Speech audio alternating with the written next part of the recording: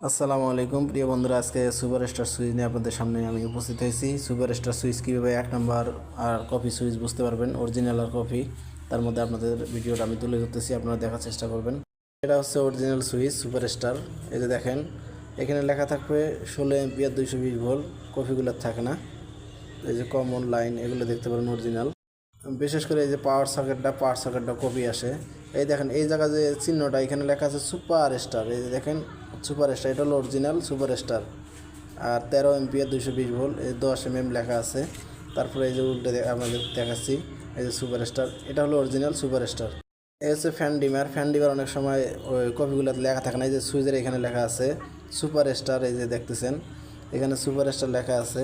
16 ampere 220 volt 10 common line, এগুলো দেখবেন, সবসময় ফলো করবেন। আর এই হচ্ছে অরিজিনাল সুপার স্টার সুইচ।